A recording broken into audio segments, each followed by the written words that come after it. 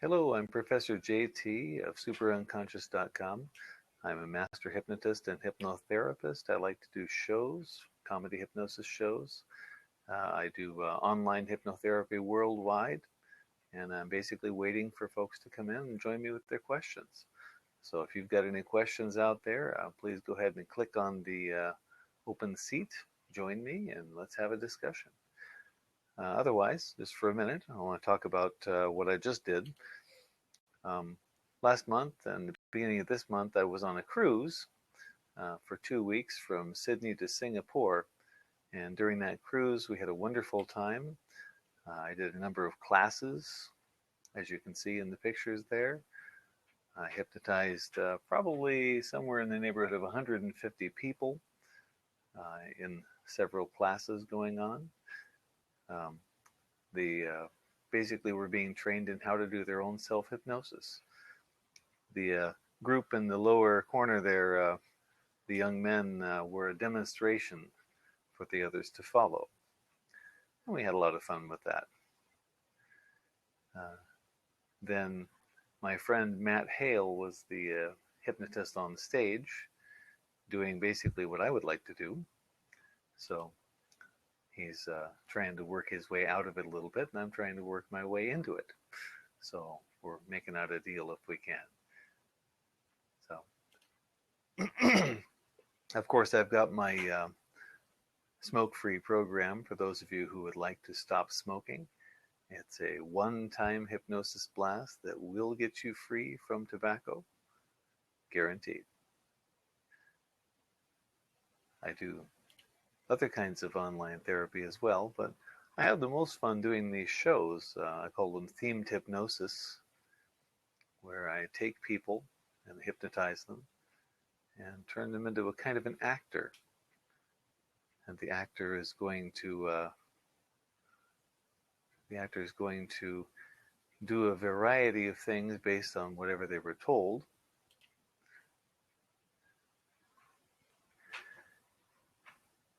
Or perhaps the role that they were in. So let's send a little section of this off. We'll send it off to what? Talk about hypnosis. Now,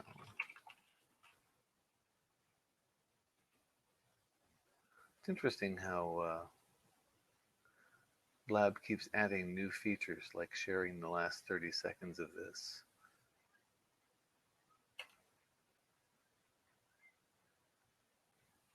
Cool. Let's do it.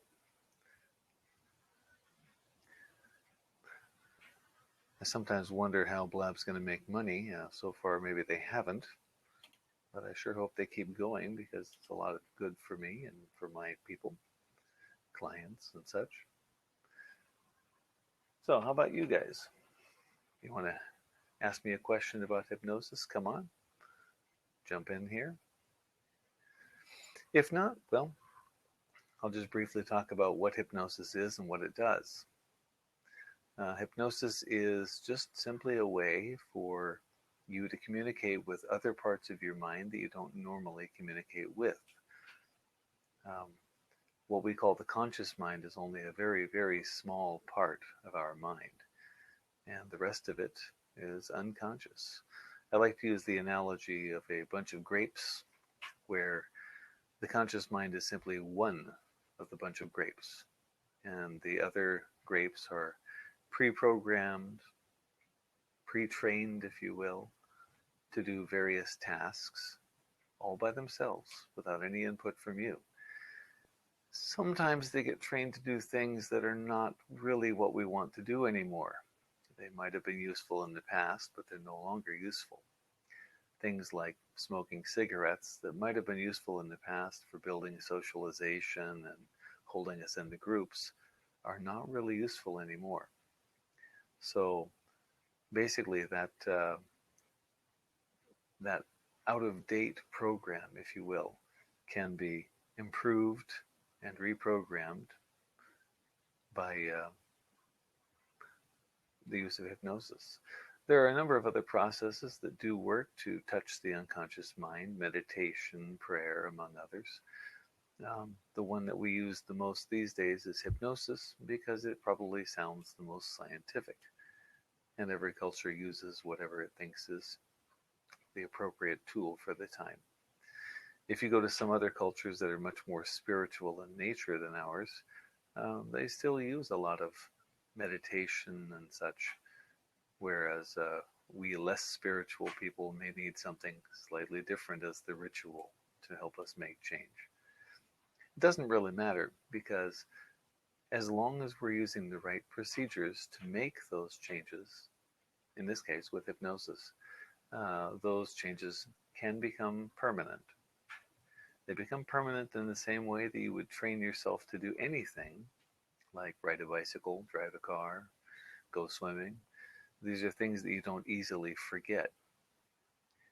And with hypnosis, we can do that very quickly, very easily, and in some cases, often without really believing it, it still happens. And basically, that's the essence of hypnosis. Okay, so I just changed a new topic talking about cruising and hypnosis.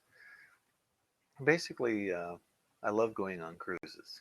Those big ships with lots of entertainment, too much good food, comfortable rooms and such. That's really nice. And we always meet good people. But the good people I meet are often, how do I say, on vacation from life, trying to get away from things, and often wanting to make changes. So in the past, I've always felt this kind of itch to be able to help them. And it was wonderful that this cruise that I just recently took, I was able to help a number of people to overcome some problems. So I worked with a number of guests during the cruise, actually doing my work. So I kind of combined leisure and work at the same time successfully, I think. Wasn't too bad. I still had fun and I helped them too. The thing about going to a cruise and doing hypnosis at the same time is that you're already away from all of the things that are locking you into your behavior.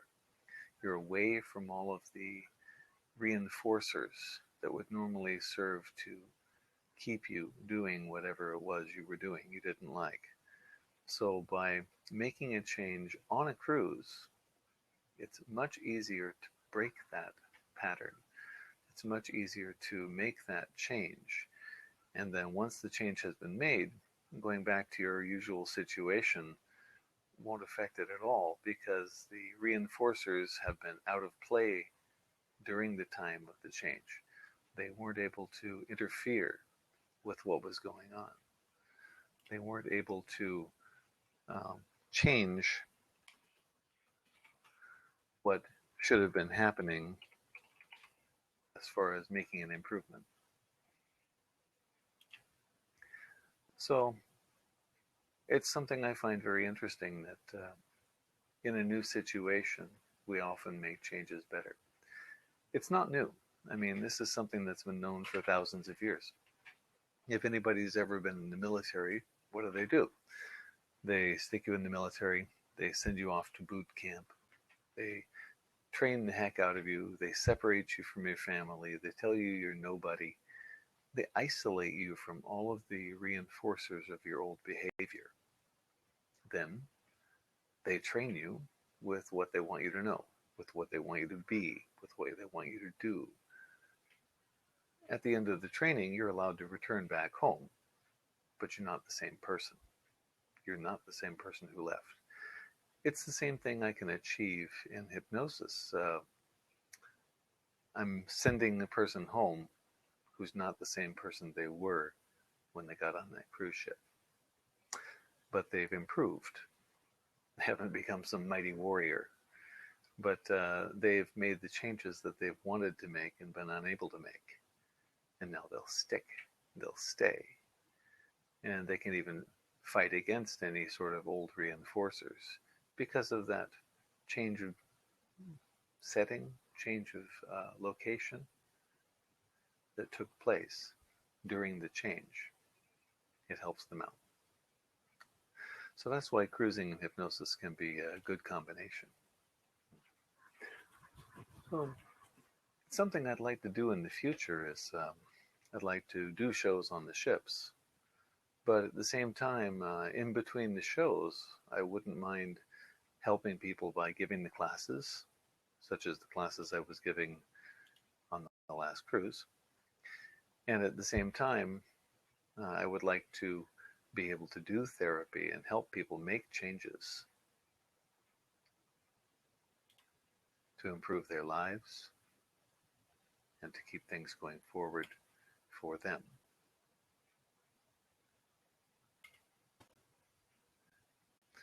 And the new topic is simply, is it hard to make changes with hypnosis?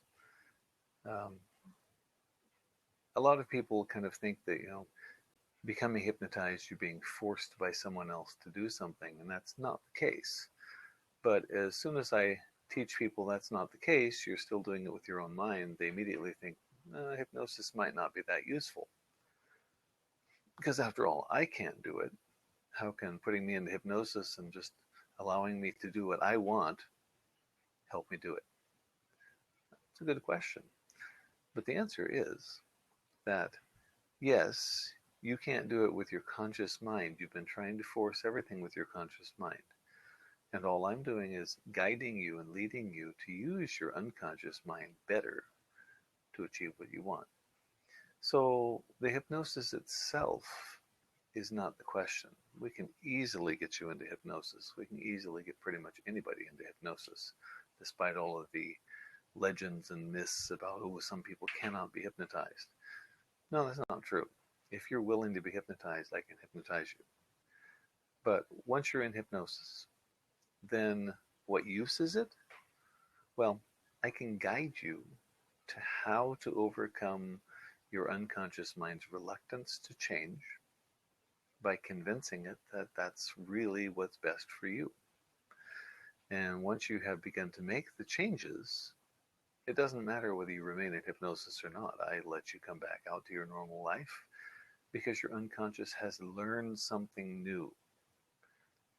If you learn a new skill and you begin to do a new hobby, let's say, then you don't do it for a day or two. Would you expect to lose all of your skill immediately? Certainly not. I mean, it's the same thing. We've learned something together with hypnosis, and then basically coming out of hypnosis is not like forgetting. Your unconscious mind is still there, still aware, still working on it, actually. But even if for some reason you didn't for a little while, you didn't forget. It's still there. It's training, it's knowledge. It can't be easily wiped out. So in the hypnosis, we're making new trainings, we're making new adjustments that will stay with you afterwards. As long as you are willing to begin the process, then your unconscious mind will understand that that's what you want and cooperate with the suggestions that are set up. It's that simple. So it does work. It has worked for all of my clients.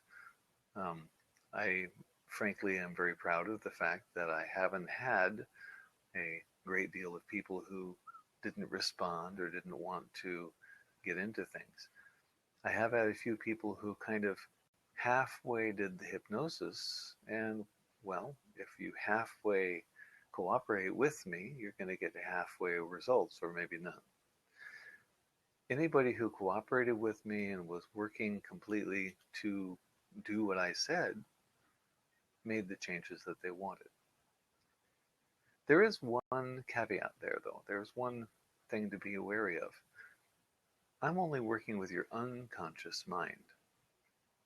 So your unconscious mind is powerful, and it can overpower your conscious mind for a while. That's why people keep smoking, even though they say they want to stop. The conscious mind wants to stop, but the unconscious has such a strong program that it can override what the conscious mind had wanted. So,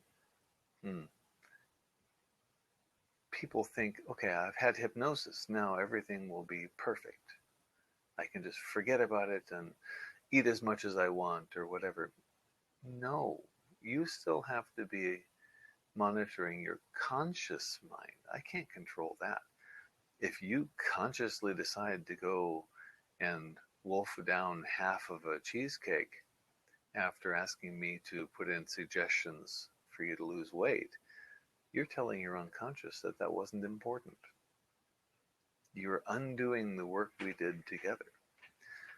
But if you put in ordinary awareness, oh, okay, well, I shouldn't eat that, or maybe a small piece, then you're reinforcing what we did. You're telling your unconscious, okay, so that is what he wants to do. That is what she wants to do, maintain weight or lose weight. So if you want to make changes by forcing yourself with your unconscious mind, it's not really going to work well. Repeated, how do I say, repeated abuse or repeated disregard for the commands you told your subconscious will simply result in a rewrite. And you may eat more, you may smoke more, whatever the situation is, because now your unconscious is thinking, hey, I made a mistake. I got to make up for it. Now you got to eat more.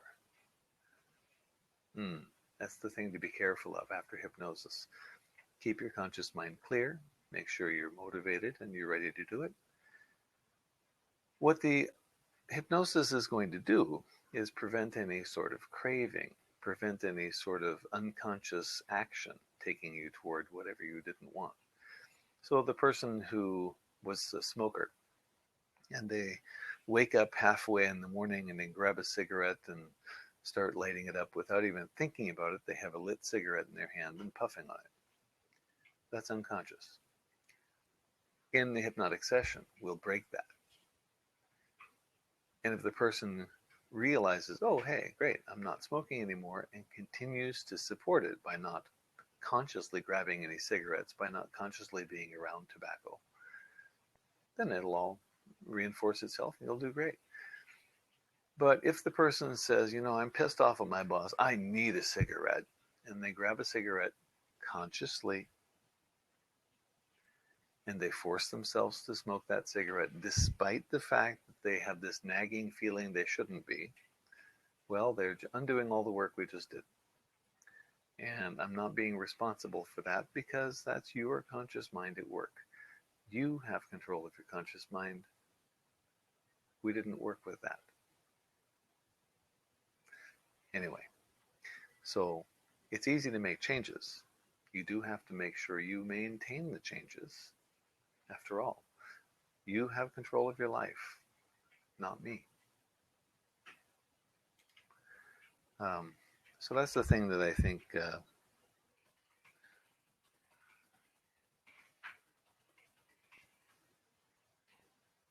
people misunderstand about that.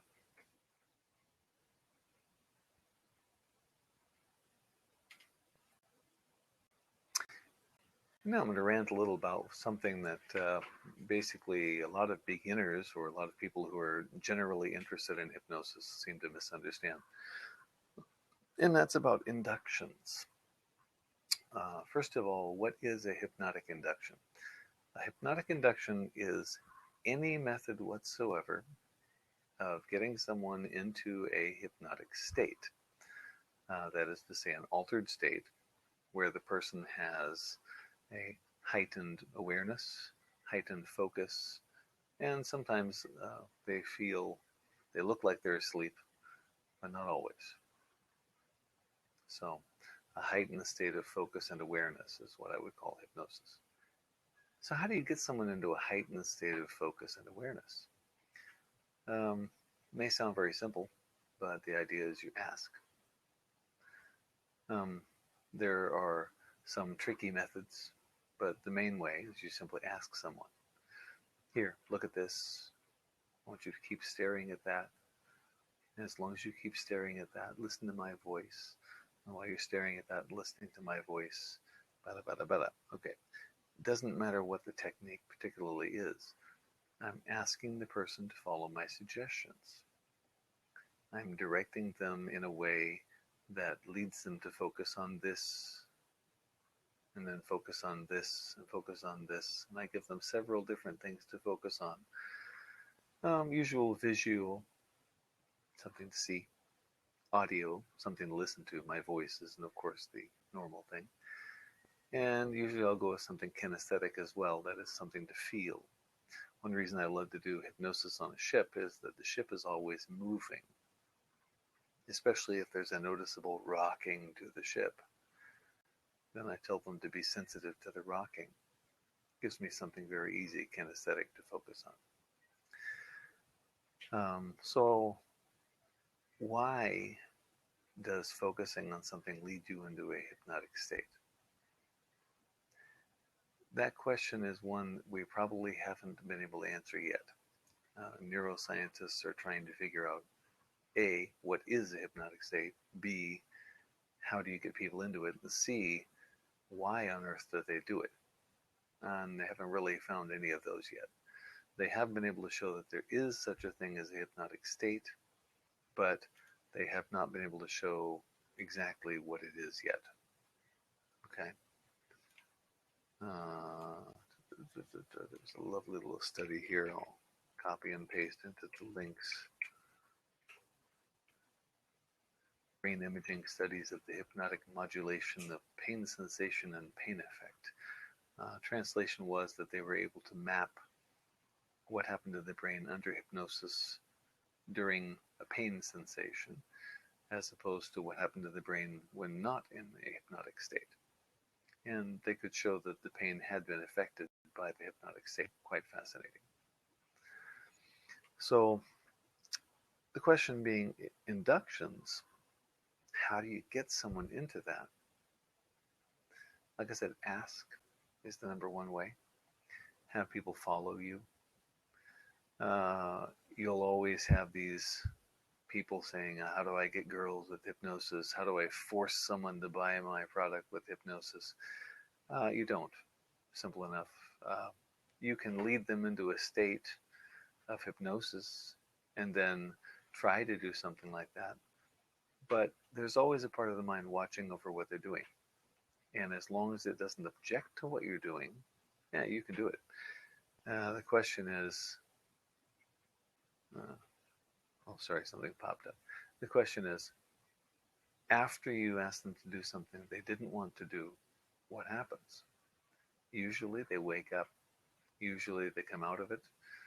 And usually they're not happy about the fact because they can remember what you were doing.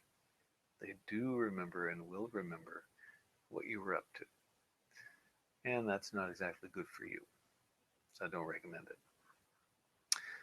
However, if you never do that, you simply ask people to do things that are good for them.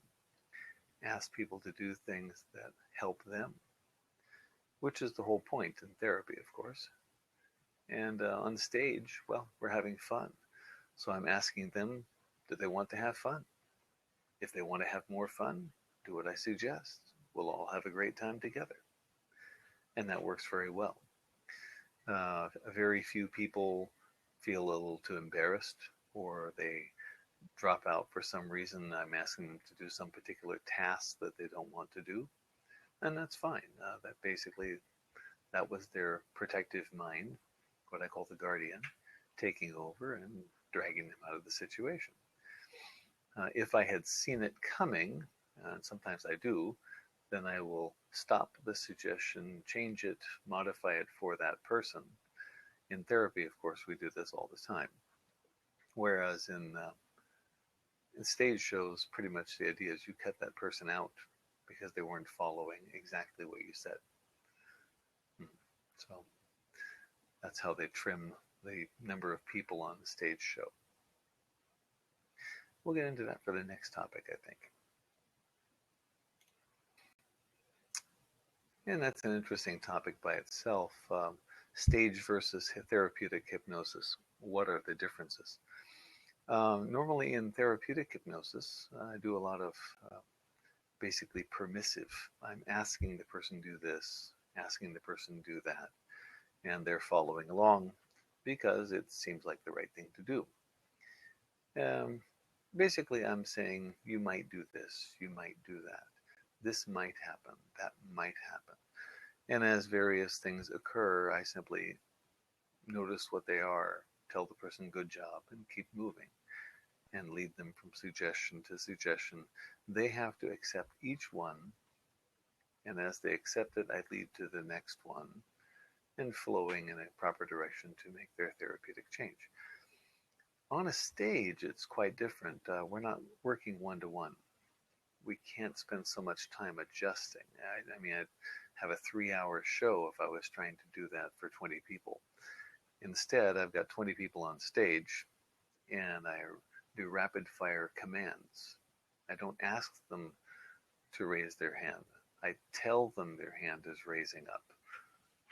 I don't ask them to feel cold. I tell them it's freezing in here and watch their reactions. Telling them to amplify it if necessary, telling them to modify it if necessary. And then if someone ceases to respond well, I've got 20 people up there. It's much easier to simply cut 1 or 2 or 5 people out who aren't responding well and concentrate on the remaining 15 who are responding well than it is to try to manipulate everything with those 5 and possibly lose the other 15. So a stage show is much more fast-paced. It's much more hurry, hurry, hurry. It's much more telling them what to do and expecting the result instead of asking them what they like to do, as in therapy. Otherwise, the inductions can be identical. I like to use rapid inductions, where basically the induction will take place within a matter of seconds instead of minutes. Even with a larger group, I'm starting to work with the idea that I will go rapid inductions for the whole group faster than a slow induction for the whole group. Because if I can do an induction in 20 seconds for one person, I can run down the whole list of 15 people I've got, say, on stage. And what is that? It's only a few minutes. Whereas if I spend 20 minutes inducting the whole group with a very slow, progressive relaxation induction, yeah, I may get them all into hypnosis, but I've also put half the audience to sleep, and not a hypnotic sleep, just they're bored. So I think I'm going to tend toward the more exciting, more snap induction, rapid inductions, even with large groups in the future for stage. As for therapeutic hypnosis, progressive induction usually works where you tell them to relax completely and follow your suggestions. But the rapid one can work too. If I was face to face with the person, it's actually pretty easy to do a rapid induction even in a therapeutic situation. And I save all the time for therapy. I don't have to worry about spending so much time on just inducting them. And one more comment on the stage versus therapeutic hypnosis. There's a lot of therapeutic hypnotists out there who tend to think that stage hypnosis is somehow bad, is detracting from their image, is making people think that therapy by hypnosis is a bad thing. I disagree. Every time I do a show, every time I do even a seminar or anything, I have all kinds of people asking me, how can I use this to make change? Can't you use this to help me make change? And of course I get customers out of it, but not only that, these people have been convinced by my show, they've been convinced by my seminar that this is a real possibility for them. It's not magic, but it can have magical effects for some people. And I think that is a wonderful thing. So despite the stage versus therapy kind of conflict that there is, I think both of them actually work well together, and basically they should try and cooperate and teach everybody that hypnosis is this amazing, interesting thing that can also be very useful as well as very funny, of course, in the stage show.